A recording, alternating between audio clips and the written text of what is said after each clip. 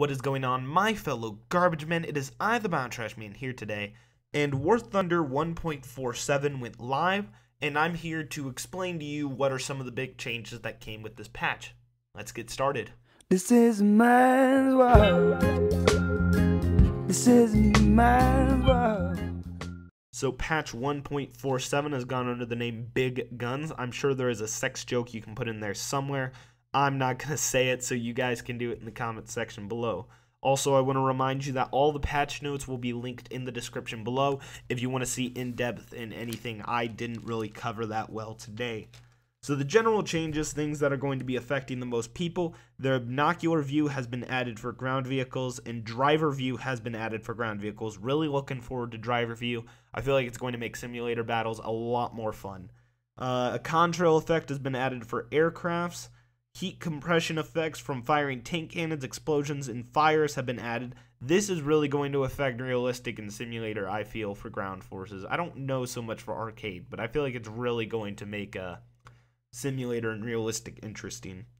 Different terrain settings have been added for ground forces maps. I'm going to go into some more in-depth the maps later on, but so far these changes have not been implemented to Ash River or Karelia. A lot of this is cosmetic, just better textures, more mud, more dirt. Some of it is a physical change, but like I said, I'll get into that later. New ground forces vehicles have been added to all three countries. The USA has received the M26E1 and the M42.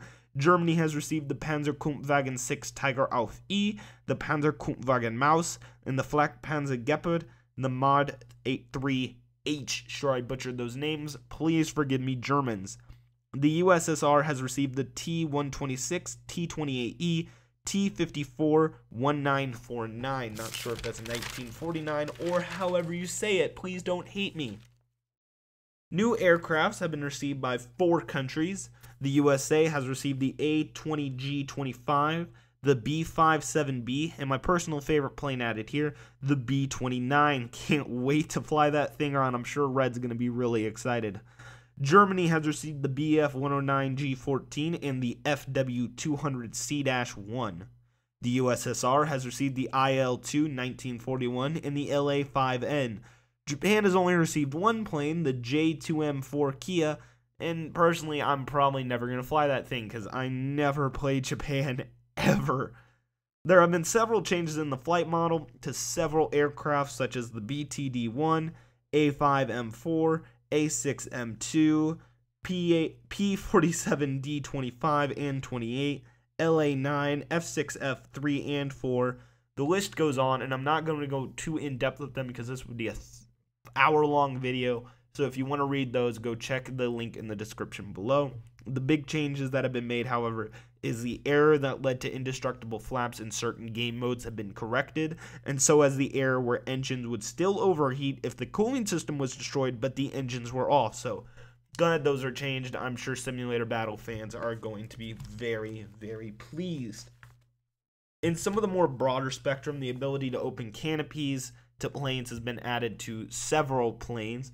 This is a purely cosmetic change and will not affect the gameplay in any way from what I understand right now. Simply means that when you're taking off, like, the canopy is going to close there and, you know, like your pilot just got in, or when you're landing it'll open, stuff like that. There has been several changes in the ammunition and damage models. However, I didn't see anything that was too dramatic changing that would completely affect the game in every single way like we saw in 1.45. So we don't have much to worry about in that regard. If you are interested, please check the link down below, and you can look at that for yourself. Now, maps that have received major physical changes are Kuban, Mozdok, Karelia, Eastern Europe, and the White Rock Fortress. These are the maps that have, seen some very big physical changes. They have had rework. I think it was Kuban on the northwestern side has had some redone stuff. I don't know if the hills are still there in some spots. We'll see. I'm not too familiar with a lot of these maps like Mozdok. I never get to play Mozdok, and I love Mozdok. And I don't get to play Poland either. I really like Poland. I would like to see more Poland. It's like one of my favorite maps. I know, I'm stupid. Anyways, this is just kind of where I've been. These are the patch notes. I mean, this is kind of, I've explained it here. If you have any questions, just Google them or ask me in the comment section below. I'll try to answer them to the best I can. Be sure to read the patch notes if you want to know some more in-depth. Like I said, many flight models have been changed. They also explain some of these things if you don't know what they are, such as the con-tail effect. And I'm sure many of you would like to know more about the damage model. However, like I said, this video would just be way too long without it. As the week goes on, the next few weeks go on, I'm probably going to do a bit more few in-depth videos with this instead of just this brief overlook. And I'm probably going to be looking a lot more into tanks in the next few days, so stay tuned. Thank you guys for watching. If you enjoyed, please remember to like, comment, and subscribe. I am always looking out to hear what you said, and I love new subscribers. So thanks for watching. BioTrashman signing out.